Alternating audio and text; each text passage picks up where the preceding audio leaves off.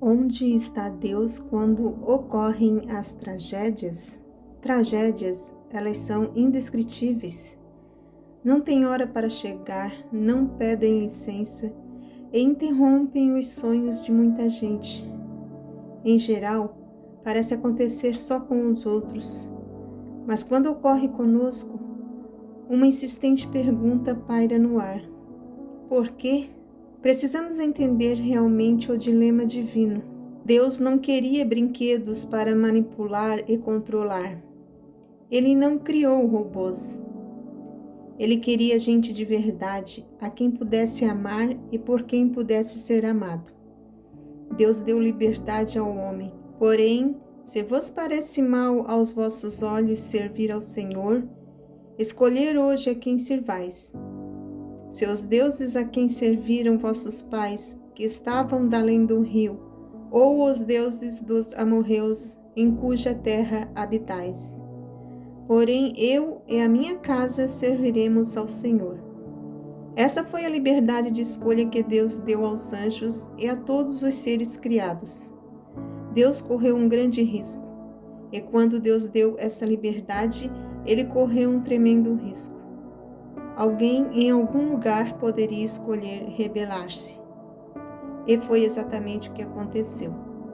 O profeta Isaías escreveu a esse respeito: como caíste do céu, ó estrela da manhã, e tu dizias no teu coração: subirei acima das mais altas nuvens e serei semelhante ao Altíssimo. O profeta está se referindo a alguém que no seu estado de perfeição tinha um nome extraordinário: Lúcifer, que significa portador de luz. Outro profeta afirma: perfeito eras nos teus caminhos, desde o dia em que foste criado, até que se achou iniquidade em ti. Usando o seu livre arbítrio, esse elevado anjo alimentou o orgulho no coração.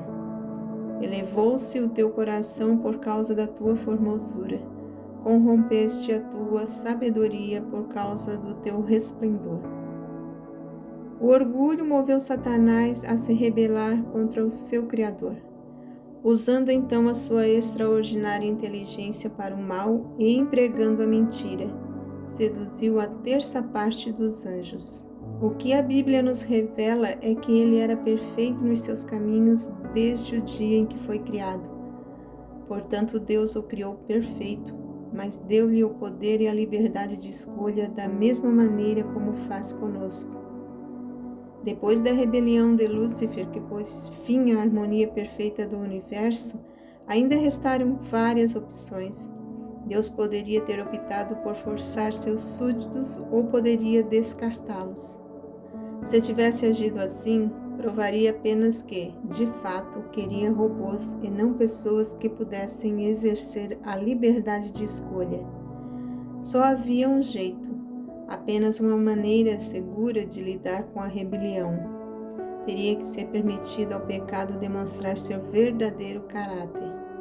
Implicaria em milhares de anos de sofrimento, guerras, catástrofes, inveja, ódio e violência. Tudo isso causado pelo anjo rebelde. Houve guerra no céu, o pecado será destruído um dia. A segurança do universo exige isso. Entretanto, a rebelião demandou uma ação da parte de Deus. E o resultado foi uma guerra no céu. E houve batalha no céu. Miguel e os seus anjos batalhavam contra o dragão. E batalhava o dragão e os seus anjos. Mas não prevaleceram, nem mais o seu lugar se achou nos céus. E foi precipitado o grande dragão, a antiga serpente chamada o Diabo e Satanás, que engana todo o mundo. Ele foi precipitado na terra e os seus anjos foram lançados com ele. Guerra no céu. Miguel e seus anjos lutaram contra o dragão e seus anjos. E Satanás e seus adeptos foram expulsos do céu. A despeito de saber do risco que envolveria o nosso planeta, o plano da criação foi mantido. Os seres humanos foram criados com a faculdade de livre escolha. E quando o plano da criação deste mundo foi executado, como Deus se sentiu?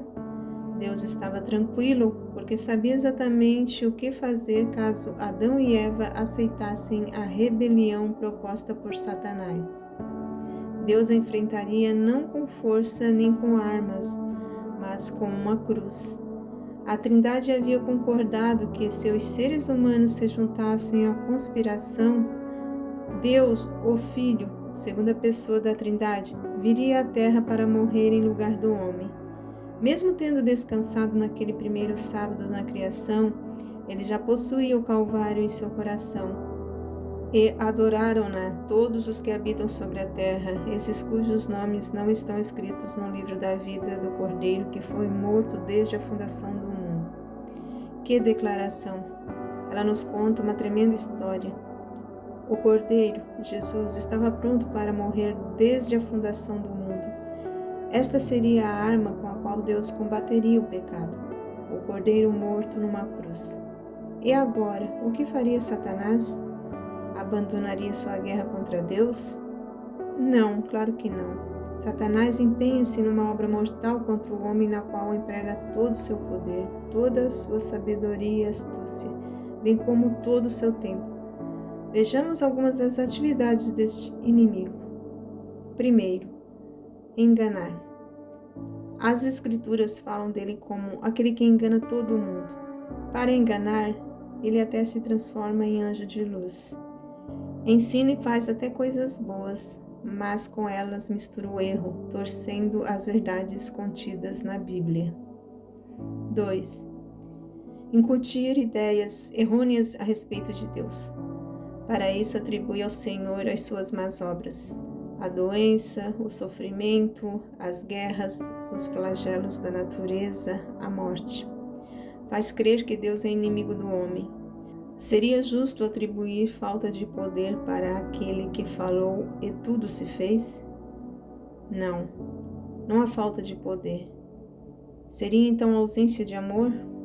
Mas se fosse falta de amor, Deus entregaria seu Filho para morrer em nosso lugar? As Escrituras ensinam que Deus ama a todos e por isso deu seu próprio Filho para nos salvar do pecado. 3. Induzir ao pecado.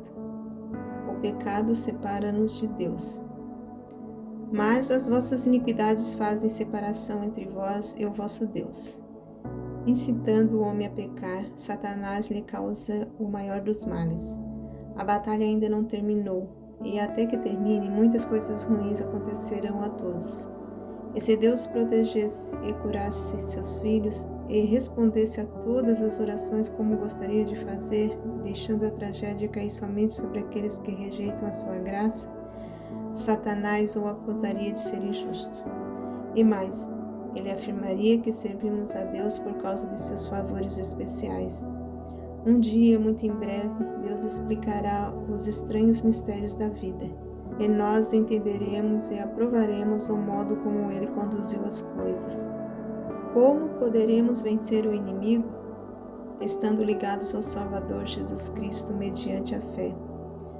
Quanto ao mais, sede fortalecidos no Senhor e na força do seu poder. Revesti-vos de toda a armadura de Deus para poderdes ficar firmes contra as ciladas do diabo. Você perguntará: como poderei ter uma ligação mais íntima com Jesus? Tomemos o exemplo de dois jovens namorados. Fazem de tudo para estar um ao lado do outro e conversam por longas horas. Esta é a experiência que necessitamos ter com Jesus. Precisamos andar com Ele através do seu livro, falar com Ele através da oração e amá-lo de todo o coração, confiando em suas promessas. Eis que estou convosco todos os dias até a consumação dos séculos.